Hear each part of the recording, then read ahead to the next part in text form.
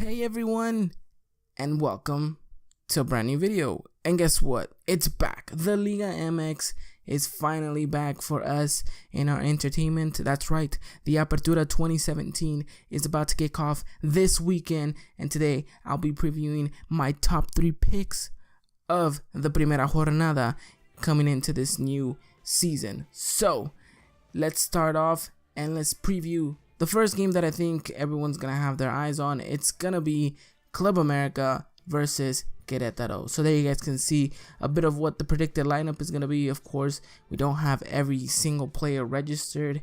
That's gonna be, of course, in FIFA 18. But for right now, we'll do with what we have. And in the meantime, both teams are gonna be looking to start off their campaign in a pretty good start. So, as you guys know, this is another simulation kind of preview video, so I'll be talking about the game. In the meantime, in the background, we'll have the simulation going on, and we'll see exactly what FIFA thinks the game will be, and in the end, I'll give you guys my prediction after the end of each match. So, 3 matches in total. Let's get through the first one. So, as mentioned, the first one is going to be Club America versus Querétaro. Of course, these two sides recently just met each other over here in the United States, in Carson, California, where Querétaro beat Club America in a 2-0 victory over them to claim themselves as the Supercopa MX champions. So, of course, Miguel Herrera's side, obviously not finishing off on a high note their preseason, actually ending on a pretty poor form. So, of course, there's many speculations that, they don't have a full squad yet. You have the likes of Edson Alvarez out with the Gold Cup, and you also have the likes of Cecilio Dominguez, not 100%, ready. So, it's going to be interesting to see how this America team cope. Now, they did, Piojo Herrera give a lineup already, and I tried to manipulate it into the best way I could with the players we had. So that's what I think America's gonna, come out with. This is what I think Querétaro is gonna go with. They have a pretty decent side, especially, they just came back from beating them. They're playing them again. They kind of know what to expect from America, and they got them on the upper hand. So I mean, now it's gonna be an even weaker side. So let's see who is gonna be the better side at the end of the day. So, Piojo Herrera is actually in the hot seat right now. I mean, a lot of people are going to start criticizing him if he does not get the result. Of course, preseason is always preseason, and whether or not you like it, sometimes the results don't go your way, and sometimes the managers don't really care about that. What they care more about is the way the team functions as a unit, the way a certain player can respond to a certain amount of pressure.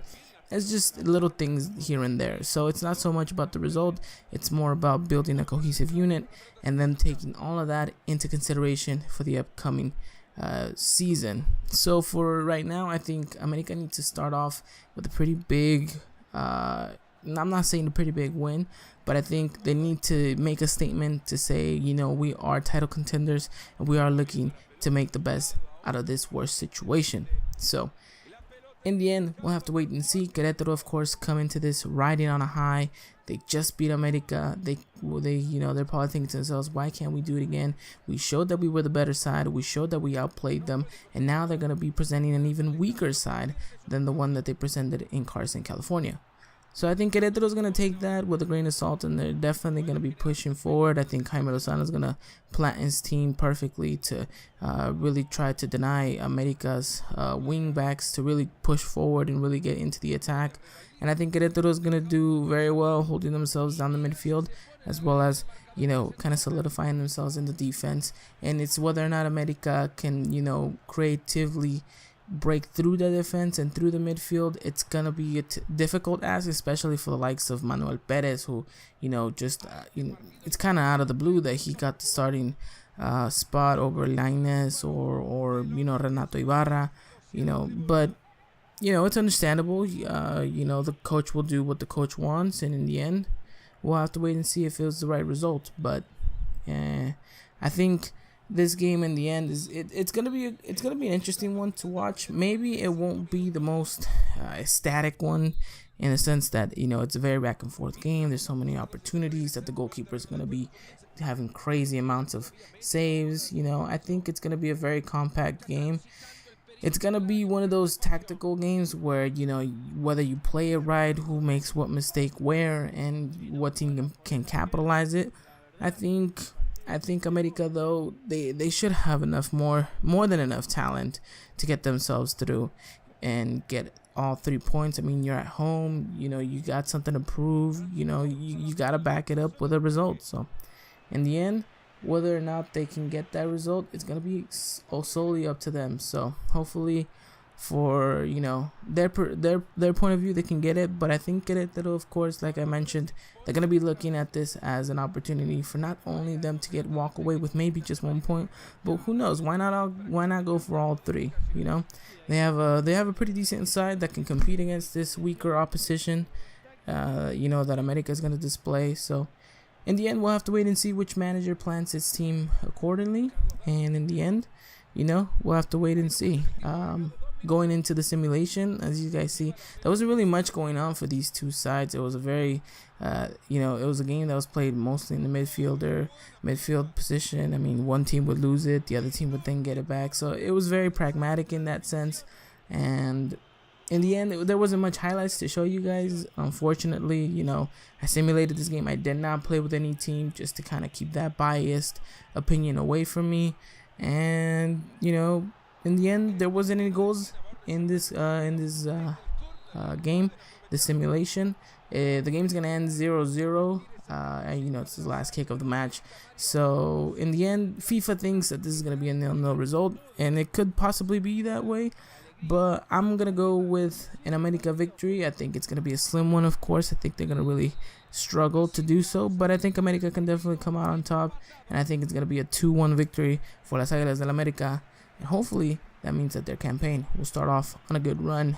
But for the meantime, FIFA says it's 0-0. So let's see who gets it right come Saturday. So moving on into the second game of this preview match, preview simulation.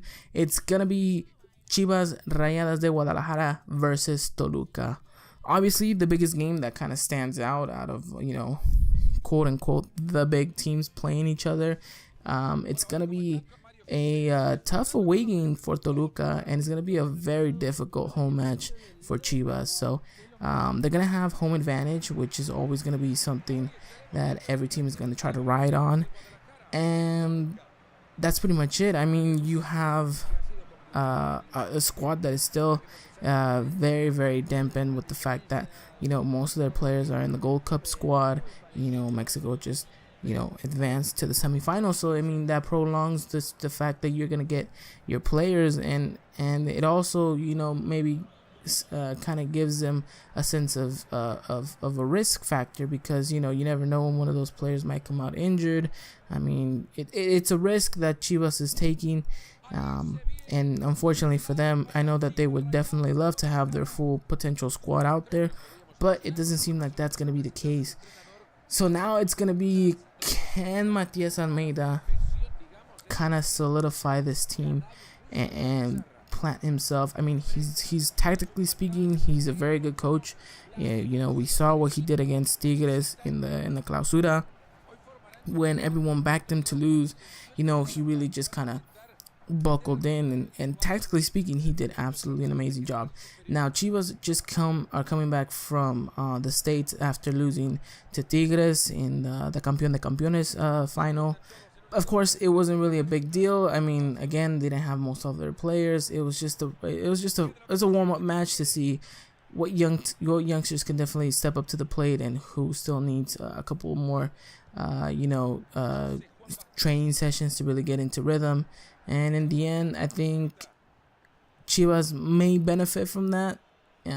Whether or not they can prove themselves out on the pitch on Saturday is going to be a whole different story. So, I mean, you're going to have a very young squad. You know, you're going to have pace to your advantage. And this is the Toluca side that's, you know, still celebrating their centenario. So they're coming in with the illusion that, you know, they want to start off their campaign and they want to finish it off on a high note. You know, they want to emulate the fact that, you know, they want to walk away this tournament with a trophy. And, you know, they have a pretty decent squad. And, I mean, compared to what Chivas is going to play out, I think they're gonna have the much better side. I mean, they're gonna have experience on their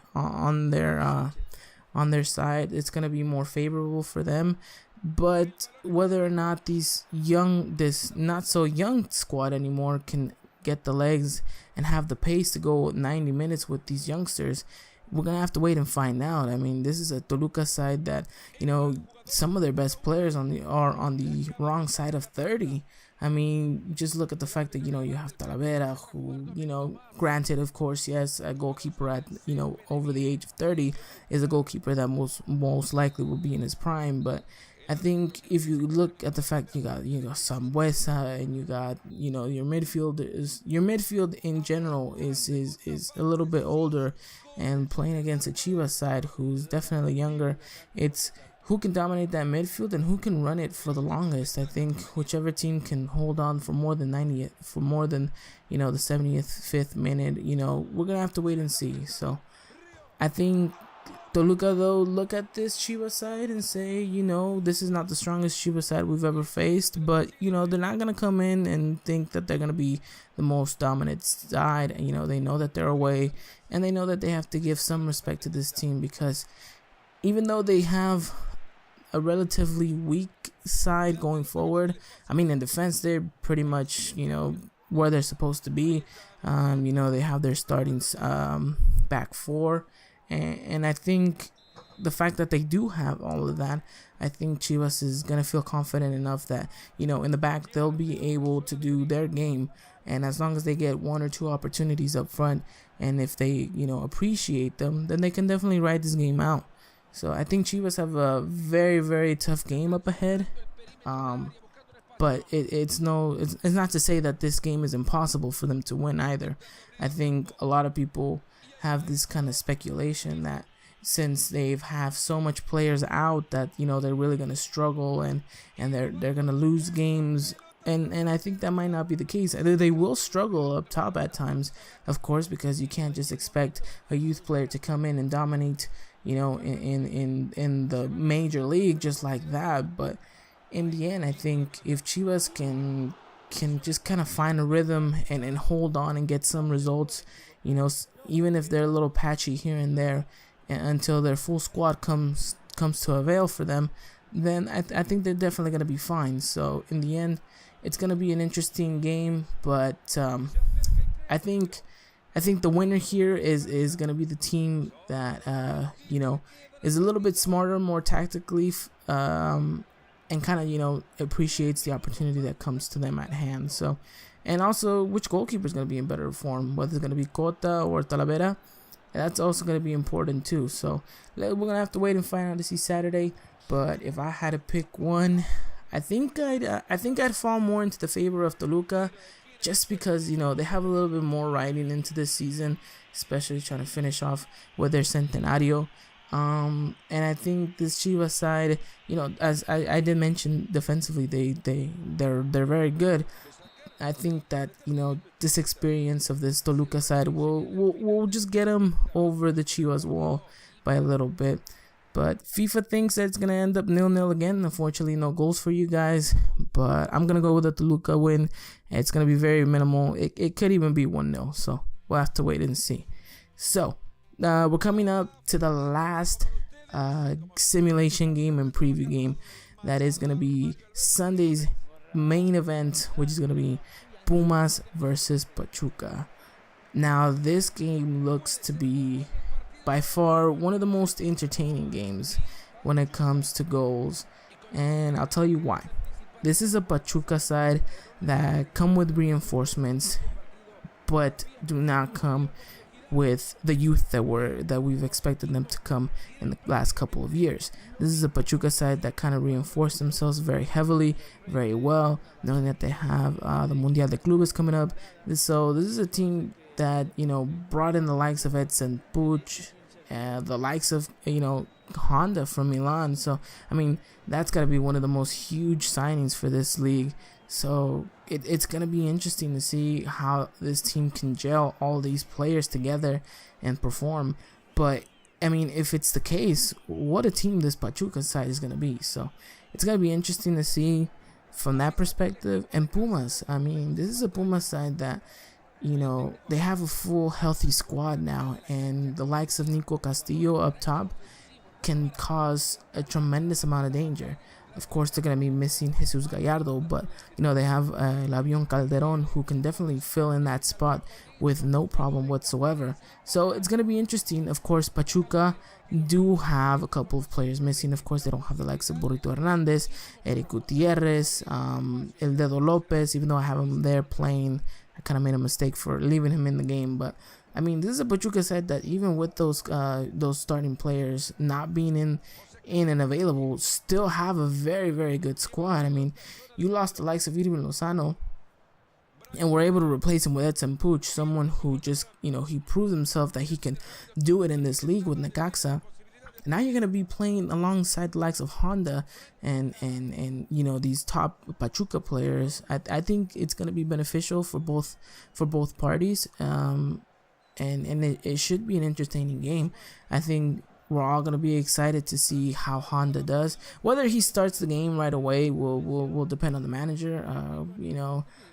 Why not start him? But then at the same time, maybe he might not be at rhythm, and he definitely did not do preseason with the whole squad. So it would make sense for him to be left on the bench. But if he does start, it'd be wonderful for everyone to be able to see what the Japanese international star could do for the Pachuca and for this league. So it should be a very, very interesting approach to the game.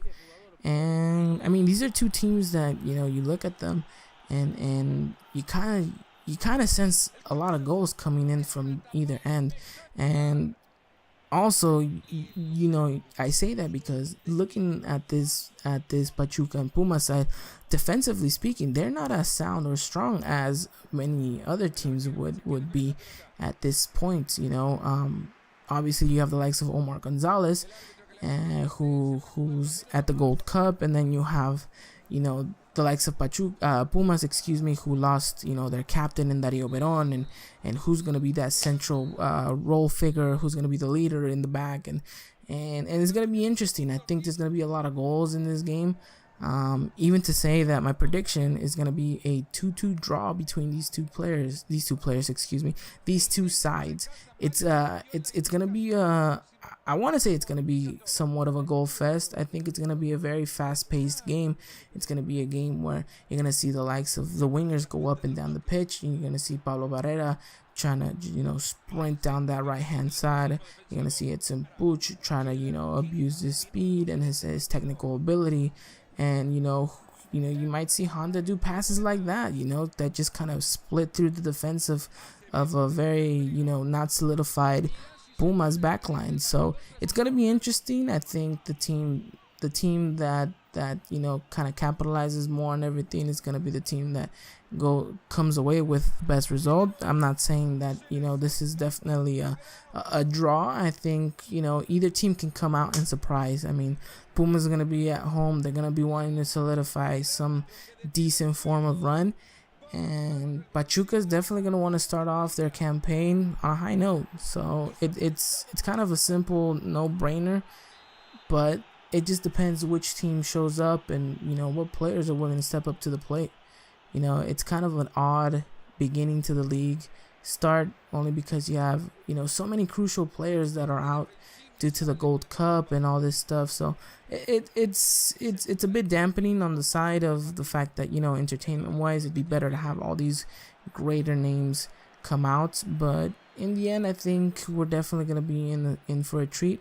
I think this Pumas Pachuca game is gonna be an absolutely great game, and I think there's gonna be goals. And unlike this preview video where all three games had no goal whatsoever, it kind of frustrated me because I thought with the computer managing both teams, we're definitely going to see opportunities, we're definitely going to see goals, and you guys saw it from your perspective. There wasn't really much going on, and I showed you guys the bits and pieces of the game, just to show you guys that this was a game that mostly all were just played in the midfield, a little boring. So I do apologize for that.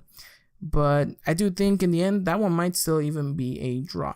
So, a quick recap of everything. I think América Querétaro is going to go América's way. Chivas Toluca. I think Toluca is going to win it, but just by a little bit. Pumas Pachuca, I think that's going to be a game that might have a little bit more goals, and it's definitely going to be, for me, a draw. So let me know what you guys think. Let me know what you guys know. Let me know if you guys are excited for the Liga MX, and if you guys are, if you guys want to read a little bit more in depth, check out my article that I did for lastwordonsoccer.com. Link in the description to them down below. And if you guys are interested in English language content coverage for the Liga MX, a big shout out goes to a lot of these people who I would consider pioneers of the English language content coverage that is the Liga MX. So a huge shout out goes to the likes of Tom Marshall, Cesar Hernandez, Johnny Rico, the Mexican Soccer Show, Footmex Nation.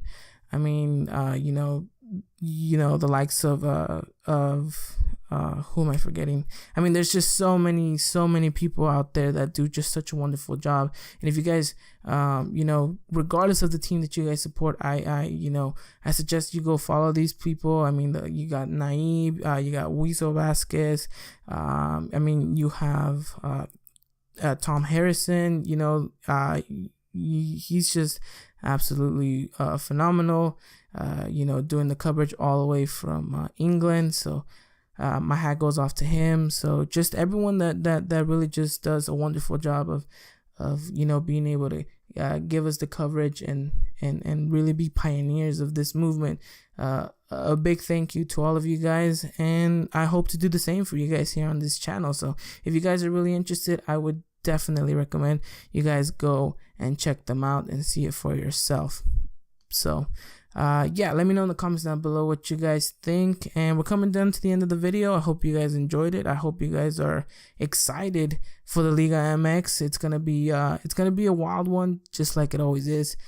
So I leave you guys with this. Let me know in the comments down below, who do you guys think is gonna win out of these 3 games, and who are you guys most excited to see coming up in this Apertura. So I'll see you guys in the next video, and until next time, take care. And apologies to whoever I missed on my little shout out.